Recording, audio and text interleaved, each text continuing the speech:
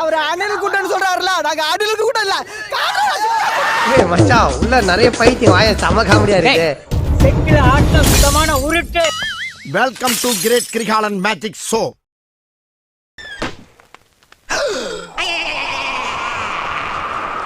Sound எல்லாம் ஓகேவாப்பா? சத்தம்லாம் okay. கூட்டம் கம்மியா இருக்கா? கம்மியா இருக்கா? நீ கொடுத்த காசு பத்தாம உன் மனசை குளிர வைக்கிறதுக்காண்டி கந்து வட்டிக்கு 500 ரூபா வாங்கி கூப்பிட்டு இருக்க தெரியுமா உனக்கு? ஆனா எண்ணிக்கை கம்மியா இருக்க. கம்மியா தாண்டி இருக்கான். போனதுல 4000 லோடு இருந்துச்சு. 3000 லோட வந்து அரசியல்வாதி கொண்டு போயிட்டா. மிச்சம் 1000 லோட கொண்டாந்து நீ கொட்டிருக்கேன். இதுக்கு மேல எவன் செய்வா? கடவுளே விஜய்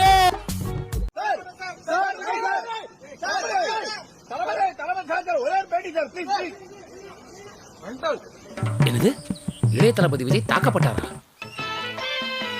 நம்மளை தான் கண்டிப்பா திட்டுவான் என்று மரங்களில் ஏறி அமர்ந்திருக்கிற அன்பிற்குரிய அணில் குஞ்சுகளுக்கும் அவர் அணில் கூட்டம்னு சொல்றாருல, நாங்க அணிலுக்கு கூட்டம் இல்ல.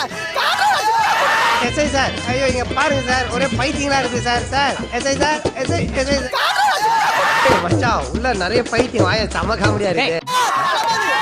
ஐயோ, அத கொடுத்தது யாரு? தெரியல. விஜய் மக்கள் இயக்கத்தை இங்க தான் தொடங்குனாங்க. ஆமா, இங்க தான் தொடங்குனது. அப்ப இருங்க வர்றேன். வந்துட்டீங்க. ஏன் அடுத்து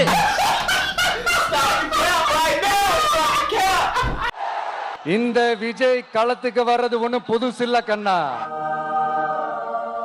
இந்த கூட்டம்ன்றது நாகப்பட்டினத்துல நடந்திருக்கு. நடிகர் விஜயின் தலைமையில் நடந்த மாபெரும் பொதுக்கூட்டம். இது ஏன் நடத்தப்பட்டதுன்னா, அப்பாவி தமிழ் மீனவர்களை, எந்த தப்புமே செய்யாத தமிழ் மீனவர்களை இலங்கை ராணுவம் சித்திரவதை செஞ்சு கொண்டிருக்காங்க. அதுக்கான மாபெரும் கண்டன பொதுக்கூட்டம் தான் இது. இந்த சூழல்ல தான் தமிழர்கள் அனைவருமே இந்த ராஜபக்சே அரசு மேல பயங்கரமான கோபத்துல இருந்தாங்க. தமிழர்கள் கொந்தளிச்சிட்டு இருந்தாங்க. இந்த சூழல் தான் இந்த பொதுக்கூட்டம் நடந்தது. இந்த கூட்டத்துல கடைசியில என்ன பேசியிருக்காருன்றத பாருங்களேன். காவலன் படத்தை பெரிய வெற்றி படமாக்கி உங்க எல்லாருக்கும் நன்றி. அடுத்து வேலாயுதம். காவலன்ல கொஞ்சம் குத்துப்பாட்டு எல்லாம் இல்லன்னு எல்லாரும் கொஞ்சம் வருத்தப்பட்டீங்கன்னு கேள்விப்பட்டேன். அதெல்லாம் வேலாயுதத்துல 1க்கு 2 பாட்டாவே இருக்கு. ஏயா நீ ஒரு பெரிய மனுஷனா? அரசியலுக்கு வாங்க. கொடுத்தா இங்க கள்ள விளையாட்டா விளையாண்டுகிட்டு இருக்க. நேரடியாவே கேக்குறேன், சிஎம் சார் மிரட்டி பாக்குறீங்களா? அதுக்கு இந்த விஜய் ஆள் இல்ல சார். யார் அவன்? எப்படி பார்த்தாலும் நம்ம போயிடா. எனக்கு ஒரு சின்ன ஆசை, அந்த இடத்துல கலைஞர் அவர்களுக்கு ஒரு சிலை வைக்கணும்னு நான் ரொம்ப ஆசைப்படுறேன். தாக்க முடியல என்னால. என்னடா சிலிப்பு? எனக்கு விஜய் தான் பிடிக்கும். கொள்கைய சும்மா பேருக்கு மட்டும் வச்சுக்கிட்டு குடும்பத்தை வச்சு கொள்ளையடிக்கிற உங்களுக்கே இவ்வளவு இருந்தா என்ன பத்தி யாருக்கிட்டையும் விசாரிச்சியா? விசாரிச்சுட்டேன். அதான் அந்த பேச்சு. சொந்தமா உழைச்சி சம்பாதிச்ச எனக்கு எவ்வளவு இருக்கும்? ஐயா இந்த அங்கிள் அழுறாரு. ஒரு ஆட்டி அளவச்சாடா. என்ன நாங்க பெருசா கேட்டுட்டோம்? மக்கள் வந்து நிம்மதியா ஃப்ரீயா நின்னு பாக்குறதுக்கு ஒரு இடம், அதுக்கு பர்மிஷன் கேக்குறோம். நான் அவங்கள பார்க்க கூடாது, அவங்களோட பேசக்கூடாது, அவங்க குறைகளை கேட்க கூடாது.